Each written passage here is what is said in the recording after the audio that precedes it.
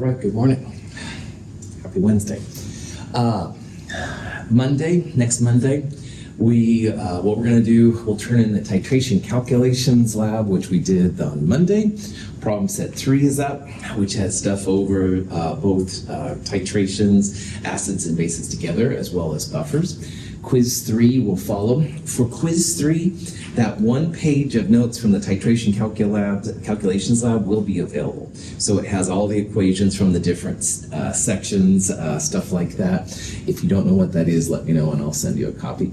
We will start the acid and base titrations lab, where we'll actually do titrations then, which is kind of fun. But also on Monday, rough draft of the class presentation paper is due. And the rough draft to me means at least 2 type pages. You've got the cover sheet from the syllabus, as well as 1 peer-reviewed science abstract and with the citation. So shouldn't be anything you haven't seen before. Obviously, a lot of things come together. Never a dull moment. Questions? Awesome. All right, so Monday, we left off with this example where we had an ammonia solution. And the ammonia solution, we found the pH 11.33. Now, 11.33 is greater than 7, so that means it's going to be basic. And that seems very reasonable.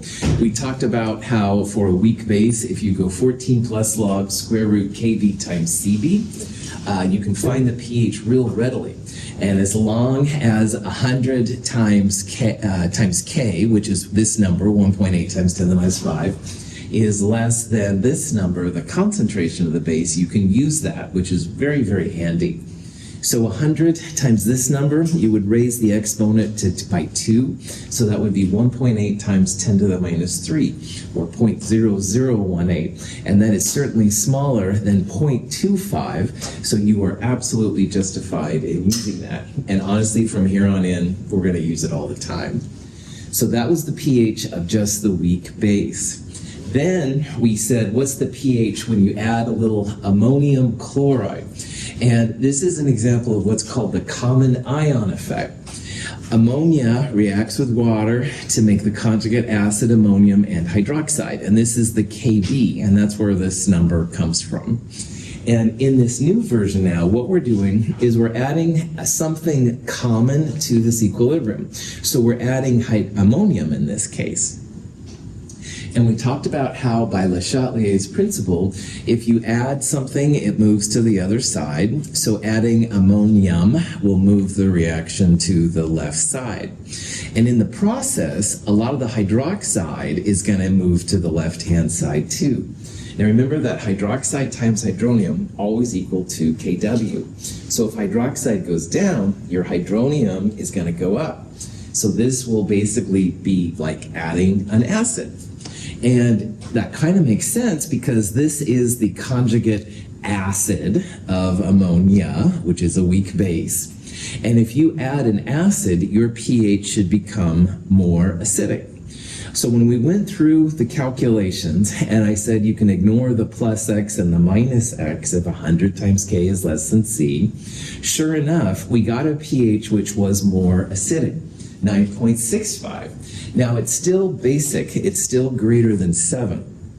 However, it has gone down quite a bit relative to 11.33. And one of the big things I want to push is that if you add an acid, even if it's the weakest acid available, you should see the pH go a little bit more acidic. And it might be just like 0.01 or something, but it should go down.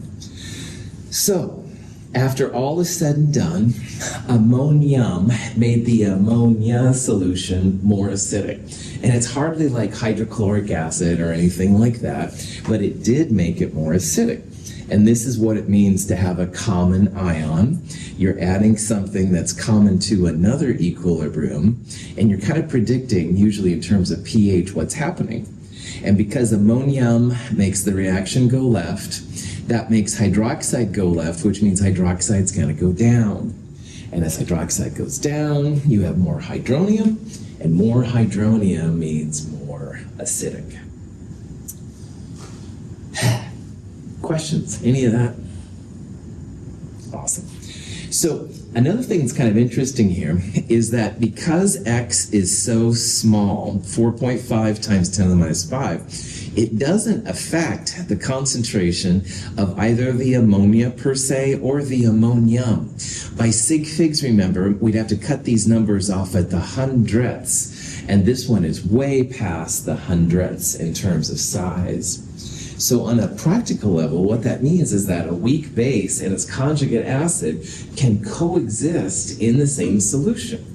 And that's quite different from strong acids and strong bases, because those strong acids and strong bases, they're like hunter killers. They go after whatever's around them. You couldn't have like hydrochloric acid and sodium hydroxide in the same flask. They wouldn't sit there. They'd react with each other, create heat and stuff. But weak acids and weak bases can coexist. And that's kind of an interesting thing. So, as if you make a buffer, all right, a buffer takes advantage of the fact that weak acids are cool hanging out with their conjugate bases. And also weak bases are cool hanging out with their conjugate acids.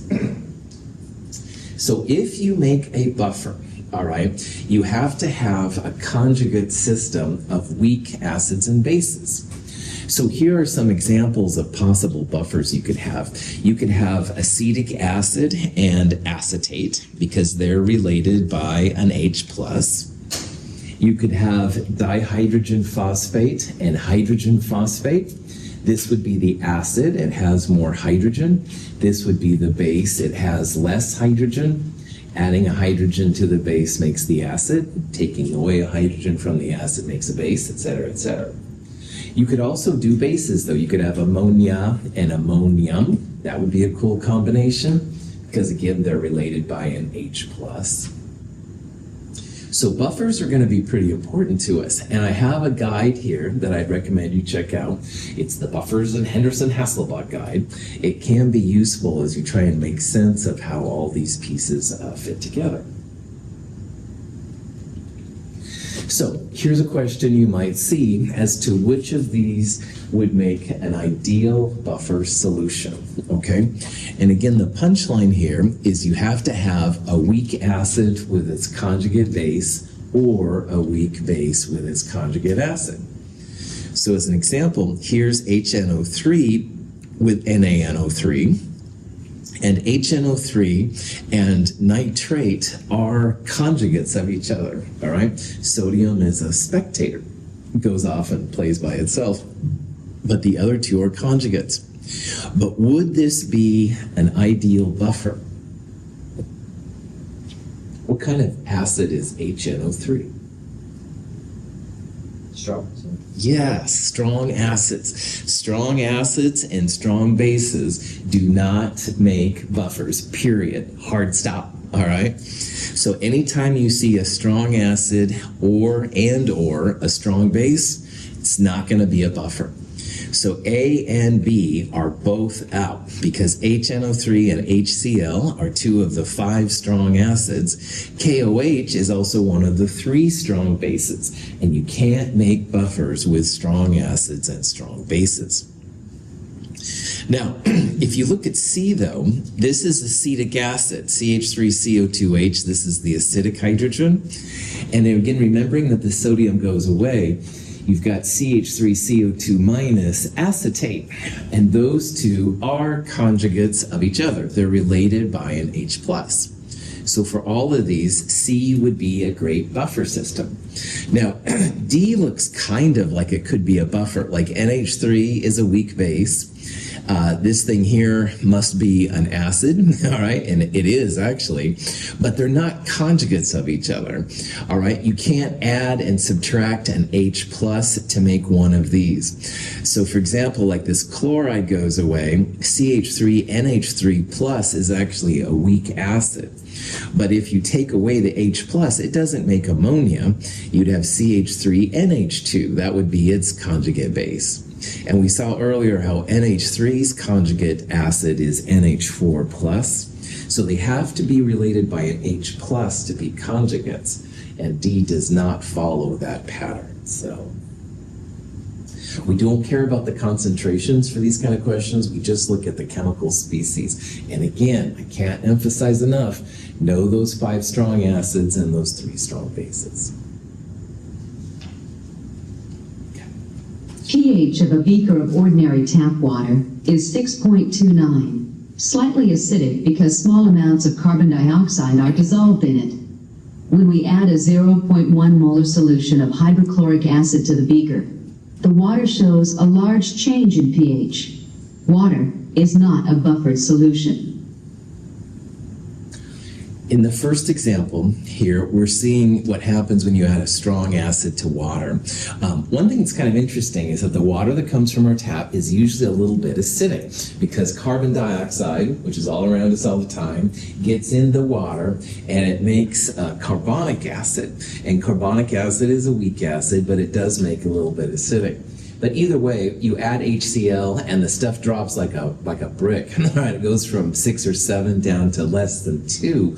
That's the effect of strong acids. All right, strong acids just rock and they just do lots and lots of damage. Now, what we're going to do down here is we're going to add the same amount of HCl to a system which is buffered. And it's almost the same pH initially, not quite, but almost. And see the effect of adding the HCl. And again, it made this one go from almost 7 to almost 2. We'll see what happens down here on this. In the beaker is a mixture of dissolved dihydrogen phosphate ion and its conjugate base, hydrogen phosphate ion. The solution has a pH of 6.92. We add 10 milliliters of a 0.1 molar solution of hydrochloric acid, which causes only a small decrease in pH to 6.72. The solution is said to be buffered by the conjugate pair. This phosphate buffer system is found in the kidneys and helps to regulate blood pH. So in this example, same amount of HCl added, but this time the system was buffered. And a buffer is just a system that resists changes to pH. And what made the pH up here go from almost 7 to basically 2, here it went from 6.9 to 6.7. So buffers resist drastic changes to pH. And they can be super helpful. Our blood is a buffer, our kidneys are buffered, lots of systems in our bodies are buffered. And if you have a system which you're studying as a scientist, having a buffer can resist these pH changes. If you don't buffer your system, then having it go super acidic or super basic will usually make your system break down. All right, they're not good at resisting changes by themselves. But a buffer will help maintain it. So buffers are cool for you and me and life, basically. Here's more on that carbonic acid. So CO2 does react with water to make carbonic acid. And carbonic acid is a weak acid, so it makes hydrogen ions, which is a little acidic, as well as hydrogen carbonate. Hydrogen carbonate a lot of times is called bicarbonate. That's kind of the unofficial name, like water is dihydrogen monoxide, etc. But if you see that, that's what's going on. But anyway, in our blood, this is something that's used too. You can make your blood more or less acidic and stuff like that. If you exhale a lot of CO2, it raises the pH of our blood. And this is a weird reference, but in the movie,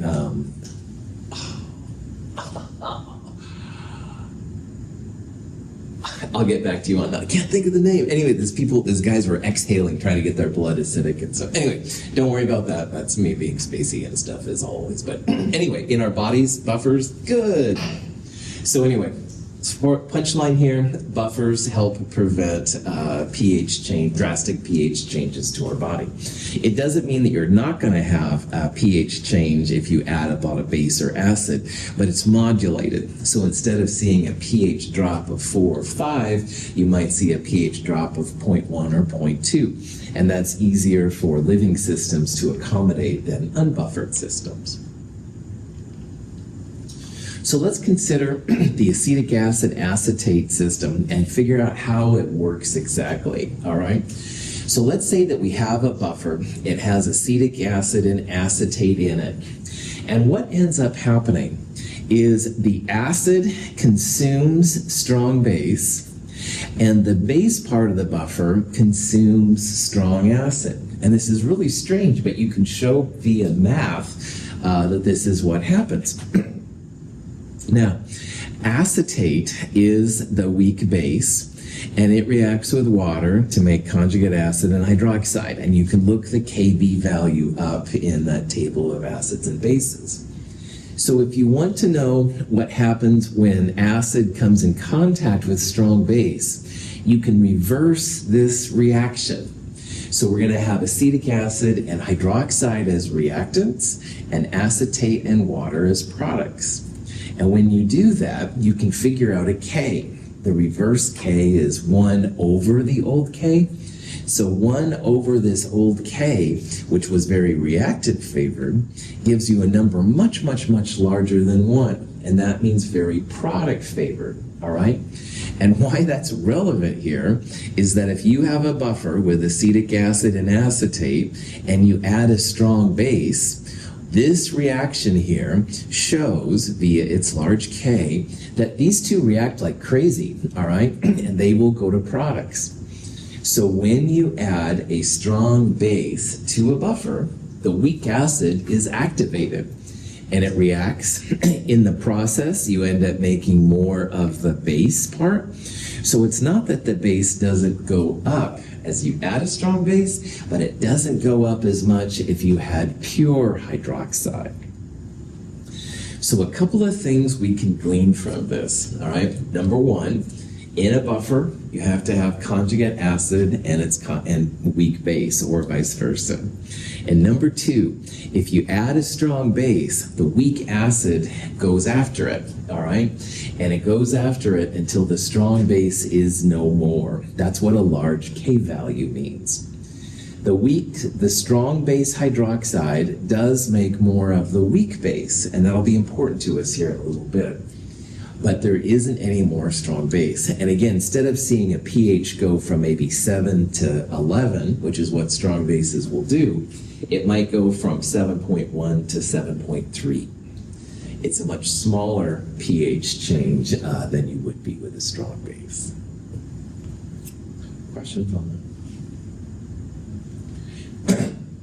You can do the same thing when you think about strong acid being added to a buffer.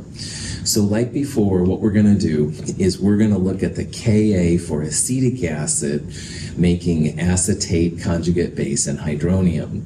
And like before, what we want in this problem here is we want to see how these react together. So instead of having these be products, we want them as reactants. We'll flip it around. We'll flip K, 1 over 1.8, 10 to the minus 5, becomes very large, 5.6 times 10 to the fourth. And because this K is so large, this reaction becomes very product favored. So hydrochloric acid creates hydronium. Hydronium is introduced to the buffer. Instead of dropping the pH now several units, the strong acid reacts with the weak base of the buffer. It does create some weak acid, more weak acid than you have, so it will be acidic, but much, much, much less than you would have from the strong acid itself. So, these last two slides just justify what happens when you have a buffer and you add either a strong base, which was the last slide, or a strong acid, this slide. And when you do that, you end up neutralizing the strong acid and the strong base. And the strong acid will create more acid, and the strong base will create more base. But they're weak acids and weak bases. So the effect of the pH is much, much, much less. And that's why life likes buffered systems. Any questions on that? This is a graphic representation trying to show what happens. In the middle, we have a buffer. It has equal moles, if you will, of the weak acid and its conjugate base. So you can think about the volume of the acid and the base here being equal. If you add a strong acid is a source of hydronium, and the hydronium goes after the base. So you can see here at the end now that there's less base because the acid attacked it. But in the process, you made more weak acid. So you will see the pH go down, become more acidic, but it's nowhere near as much because weak acids don't have the pH power that strong acids do. And on the left-hand side, we saw what the first slide was all about. The strong base goes after the weak acid. So you can see now there's less weak acid around because it neutralized all the strong base. But in the process now, we have more weak base. So it will become more basic, just not as basic as if you had the strong base all by itself. Profit really off. If all of that was gobbledygook, just here's the punchline. Buffers are cool. All right, they keep us alive. Profit back on. That was the GS 105 version of buffers, not Chem 223. Anyway, all right. So let's look at an example where we have an actual buffer. It's a pH with an acid and a base. And again, as long as they're weak acids and bases and conjugates of each other, this is cool. They don't mind hanging out with each other, which is still amazing to me.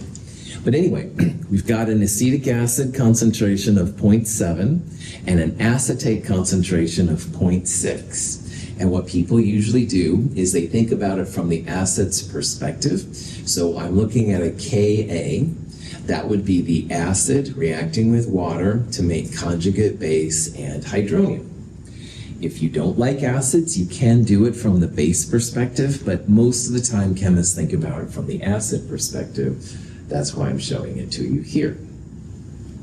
And if you want to figure out the pH, you have to find the hydronium. So you should set up an ice table, and this is kind of like what we did with ammonia and ammonium at the end on Monday. So you'd have 0.700 moles per liter acetic acid initially, and 0.600 molar acetate initially. Now at equilibrium, everything has to be a positive number. So the hydronium will go up by X amount. We can't have this be zero in chemistry. That means the acetate will go up by X, and that means the acetic acid, which is the source of hydronium, is going to go down by X. So at equilibrium, you'll have 0.70 minus X for the acid, 0.6 plus X for the base, and just X for the hydronium. Cool. Questions on? Good. Okay. If you have 100 times K, this number, less than C, which really is either one of these numbers, you can ignore the minus X and the plus X, which I know feels weird, but it does work. By sig figs, these numbers, these X's come out to be so small that it's totally meaningless compared to the concentrations. So Ka, this number, products divided by reactants, X now is just hydronium. What was 0.6 plus X is just 0.6 if you ignore the plus X. And in the denominator, this acid, which was 0.7 minus X, becomes just 0.7. And this is certainly an easier way to solve it. If you want to use the cell function on a calculator, that's fantastic. I would just make it easier on yourself. So hydronium is Ka times Ca divided by Cb, essentially. So it's Ka times the acid divided by the base, and that comes out to be 2.1 times 10 to the minus 5. And hydronium is minus log of hydronium equals pH. So minus log 2.1 10 to the minus 5, pH 4.68. So if you have 0.700 molar acetic acid and 0.600 molar acetate, you add them together, your pH should be 4.68. Questions? Okay. Acetic acid has a bigger Ka than acetate has a Kb, so that's why it is going to be acidic and stuff. But you can do more with these expressions than you might think. And on the last slide, we saw how the acid hydronium was equal to the acid times Ka divided by the base, all right? And scientists looked at this And they rearranged it a little bit for any acid and any base. So hydronium acid times Ka divided by the base is one way to express it. Now you can do this from the base perspective too. It's not done as often, but you can also have an expression where hydroxide equals base times Kb divided by acid. So notice that on the left it was acid times Ka over base. Here it's base times Kb over acid, and that's totally fine. I don't use that version very often, but it is something that you can use. Now, why this is kind of cool is hydronium then really depends on two things, all right? Hydronium, or hydroxide, hydronium depends on the K. So as K goes up, you're going to have a bigger hydronium, which is more acid. But it also depends on the ratio of the acid to base, or base to acid over here. So if you have a lot of acid and not a lot of base, you'll have a bigger hydronium. On the other hand, if you have a lot of the conjugate base and not very much acid, you won't have as much hydronium. So this is why chemists like looking at it this way. The two parts that affect your buffer will be the Ka, stronger Ka, more acid, etc., as well as the ratio of the acid to the base. You can go even from there. If you take the negative log of both sides of this expression, minus log of hydronium is pH. Now, minus log of all of this, you can break up, and this is why people like using logarithms for better or worse. If you minus log all of this, you can break it up into minus log of Ka plus minus log acid over base. This is one of the joys of logarithms.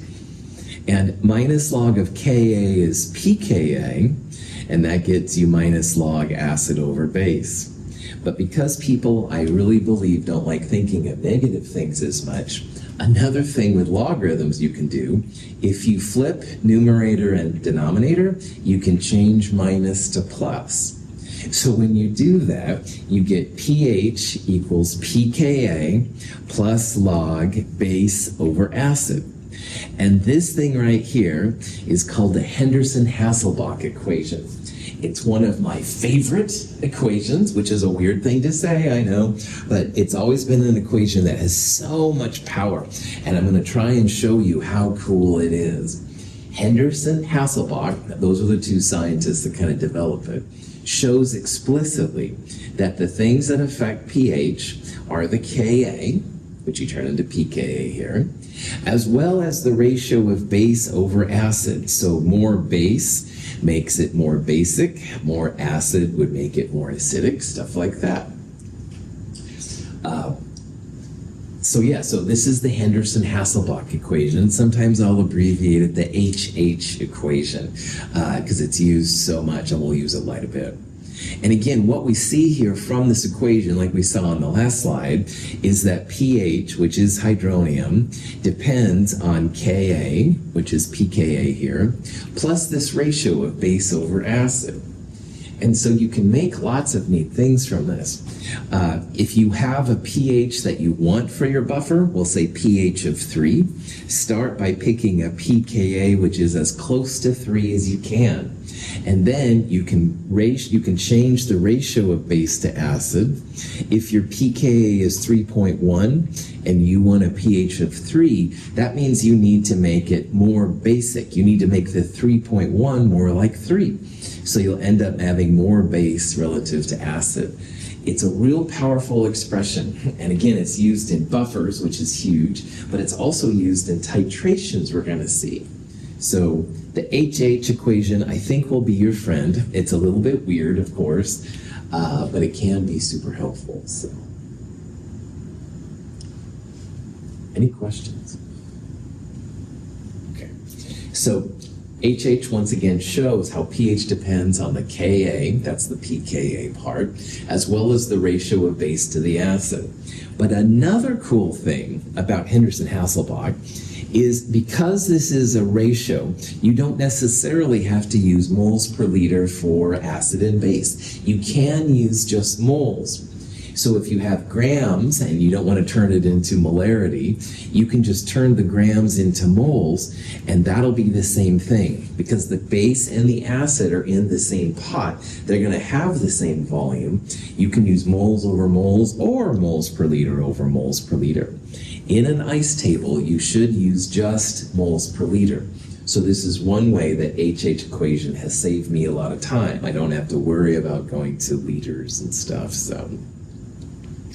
But here's another weird thing about a buffer.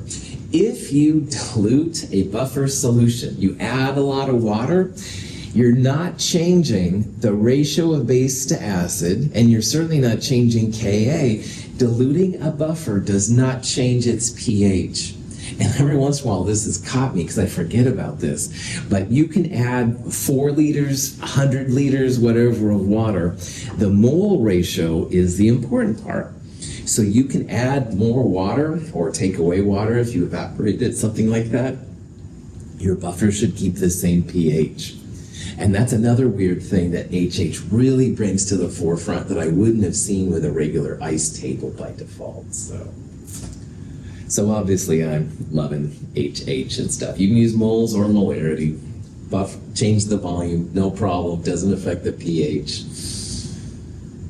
And again, there's a handout that has more information on this too. Okay. So here's a question you might see. Acetic acid, here's the Ka, minus log of Ka gives you pKa, 4.74. And we want to have a buffer that has acetic acid and acetate. The sodium is a spectator ion. You can ignore it. CH3CO2 minus is the conjugate of this acid. And you want the pH to be about 5, okay? So the question is here, what should our ratio of base to acid be? All right.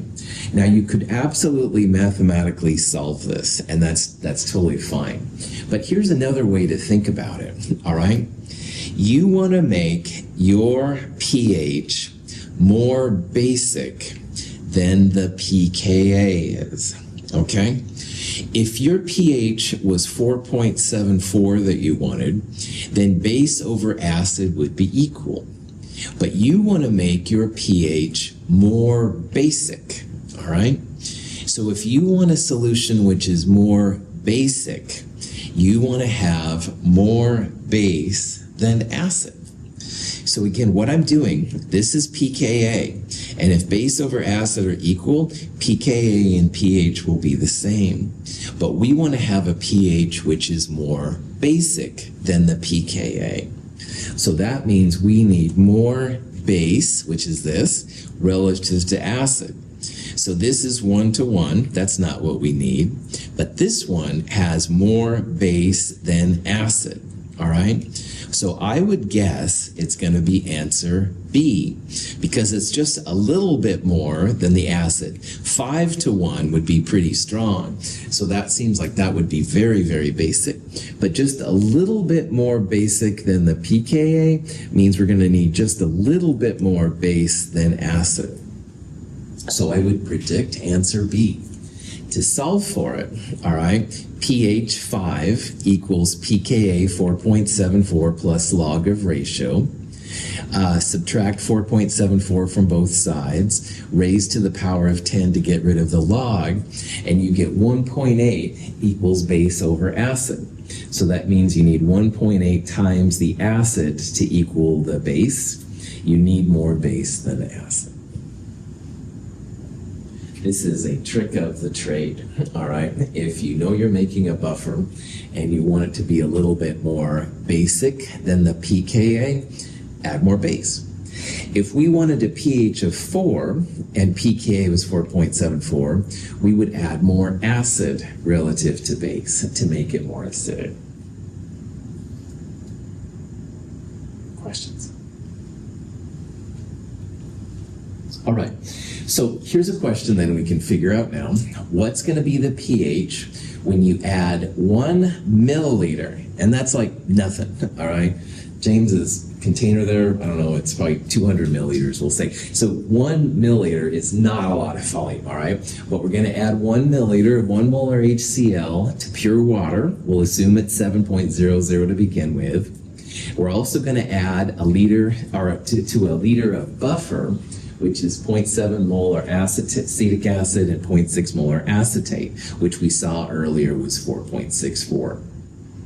Well, this 1 milliliter of 1 molar HCl, to figure it out, we would use minus log of hydronium, because all of the strong acid is being turned into hydronium. And because we have 1 milliliter in a total of 1 liter, we should use M1V1 equals M2V2. So 1 milliliter of 1 molar HCl is being placed in 1,000 plus 1, or 1,001 milliliters total. The new concentration of the HCl comes out to be almost 10 to the minus 3. And once you have this number, minus log of this gives you the pH 3.00. So what I'd like you to see here is how the pH went from 7 in neutral water to 3 upon just adding 1 milliliter, all right? These strong acids and strong bases, they don't mess around, all right? They will go hardcore if you don't have a buffered system. And in this system, we saw a pH change from 7 down to 3 upon just adding 1 milliliter of this HCl. So, pretty powerful. Now, for the buffer, all right, remember that the pH was 4.6A. Well, for the buffer, what you should do is think about what hydronium does. And hydronium is going to react with the base, and it will make more of the conjugate acid, all right, but the hydronium is going to knock the base out. And this is a very, very large K, because, wow, those strong acids go after the weak bases pretty intensely. So we're going to assume that in this part of the solution, all the hydronium is used up, and it's going to knock out as much of the base as it can, and in the process, it's going to make more of the weak acid. So what you would do in this kind of situation is you're going to end up using 2 ice tables. I'll call this double ice once in a while. The molarity of the H3O plus we saw was 0.000999. And it's going to go all the way down because it's going to knock out as much base as it can. So base minus that same amount of hydronium drops the base to 0.599. And in the process of the base getting wiped out, the conjugate base, it's going to make more weak acid. So notice how these two are diminishing and this one is increasing. The acetic acid now, 0.701. So the strong acid reacted with as much base as it could, and it lowered its concentration. But as much as these two were lowered, this one actually goes up a little bit, goes up to 0.701. So this ice table is like a completion. There's no equilibrium to worry about because we don't have any hydronium. All the strong acids and strong bases will do this. They'll react until they're destroyed. But in this kind of process, now you have new concentrations of weak acid and weak base. So the second ice table we're going to use is going to have these two values for the base and the acid. So we're going to set up a second ice table. And the second ice table will have the new concentration of the acid and the new concentration of the base. And like before, the acid will go down a little bit, minus X. These two will go up a little bit. Now this X is not from the H3HCl, by the way. This is from the acetic acid. So it's going to be a smaller amount of acid that's going up because most of the HCl, or all of the HCl hydronium was used up. This is the hydronium from the acetic acid. And then like before, 100 times K is probably going to be less than C. So these little X's here we can ignore. We're going to end up here with X times acetate, this number, divided by acetic acid, this number. So again, you can kill the little minus x and plus x here because 100 times K is less than C. So you do all that, hydronium equals acid times Ka divided by the concentration of the base, like we saw before. You can solve for hydronium. 2.1, 10 to the minus 5 probably sounds familiar. Minus log of that number, 4.68 certainly sounds familiar. Your 1 milliliter of HCl didn't do squat on the buffer solution. The buffer resisted all changes to pH. Now it did make still some hydronium, but the buffer was able to compensate for the HCl. And again, that 1 milliliter of HCl made your pure water go from 7 to 3, all right? So that's a pretty significant change. But those buffers resisted it, and all the acetate wiped out the hydronium. More acetic acid was made, so it could be more acidic, but even in this case, it was so small it wasn't. Buffers are cool. They resist changes to pH pretty well. So a small amount of HCl, huge effects on pure water. But small effects on the same amount of HCl and a buffer, much less changes. And this one, there actually were no changes at all, just stayed the same. Questions? Okay, this last process used what I'm going to call double ice. And double ice means that you use 2 ice tables. The first ice table is to try and compensate for strong acid or strong base. And it's a one-way trip, all right? You want to have all your strong acid or strong base used up, and you want to figure out what your new concentrations of weak acid and weak base were. Then you put it into a second ice table. You let it all equal to Ka, find hydronium, find pH, blah, blah, blah. Screw that. All right, just outright, forget it, don't use it.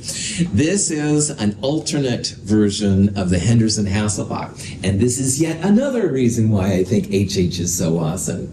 Because instead of using double ice, which is a real pain, you can all do it, there's no question, but wow, this is a lot easier. So instead of having pH equals pK plus log base over acid, you can rewrite it to see the effect of the strong acid. Now remember, strong acids attack the base and they'll lower the base amount. So it's like conjugate base minus moles of strong acid. But as much as the base goes down, you have to add the same amount to the weak acid. So we saw earlier how the acetate ion went down as the strong acid was added, and in the process, more acetic acid was created. So it's the same number, which equals moles of strong acid. You subtract it from the base and you add it to the weak acid. So pKa still minus log of Ka. You can use all these same numbers up here. And you have to use moles, by the way. You can't use moles per liter. So because we had 1 liter, still 0.6 minus the moles, 0.7 plus the moles, you get 4.67. Now double ice gave 4.68. So you will once in a while see plus or minus that doubtful digit. But 99% of the time, chemists are totally fine with this. It gives you a suggestion what the new pH will be. That's close to the actual value. You can compare it in the lab. I highly recommend that you also know this equation right here. There'll be one for strong base on the next slide. It's a heck of a lot easier and less time than doing double ice, and that's why I like it. So, questions? Is the moles, to get the number of moles, is that like based off the molarity? Exactly, that's exactly it. So in this case, for HCl, for example, 1 mole per liter times 0.001 gave you the moles. And these numbers, moles per liter times the liters and stuff that we had would actually give it to you. Now, you know, it might be better to use M1V1 equals M2V2, so you'd use the slightly different moles of HCl there. I hadn't thought about that actually, but anyway, most of the time, that's all you need to do. Good question. Other question? Okay, so Henderson-Hasselbalch, pH equals pK plus log base over acids works awesome when you have just a pH of a buffer you're going to find, no problem. If you add a strong acid to a buffer, this is the equation you can use. And again, it keeps you from doing double ice, so I highly recommend it. Remember that the strong acid lowers the base, but it also makes more of the weak acid. So it's minus on the top, plus on the bottom, and you have to use moles. Another thing you'll see a lot of times is adding a strong base to a buffer. And it's the same idea. The strong base will lower the acid, so it's minus on the bottom now. But as much as the weak acid goes down, you end up making more of the conjugate base. So it's plus on the top and minus on the bottom for the strong base, and minus on the top and plus on the bottom for the strong acid. So if you have pH equals pK plus log base over acid, that's great for buffers by themselves, and these two are great for adding strong acids and strong bases to buffers. And with those three equations, you can do all the buffer stuff and be in good shape for the titrations that we'll talk about later too. Questions? This Buffers and Henderson-Hasselbalch guide also lists these equations too, so you can see them there later. So. Okay, now here's a question I want to just keep in mind, and this kind of goes back to something we talked about earlier too.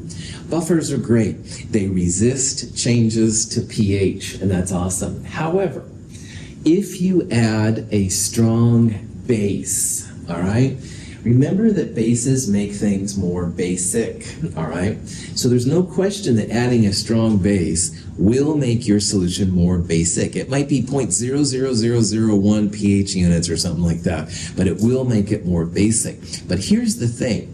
You will see an increased pH because it's a base, but it's not really from the strong base, all right? Because it's the acid of the buffer, which is reacting with the strong base to neutralize it. So if you see an increased pH, which you should see, bases make pHs go up. It's not a result of the strong base, because the strong base has been annihilated. But in the process, you end up making more weak base. And weak bases don't have the pH punch of the strong bases or strong acids. So it will go up, absolutely, but it'll go up because of the weak base of your buffer system. The strong base should be knocked out. You won't see anything from there, but those weak bases will affect it.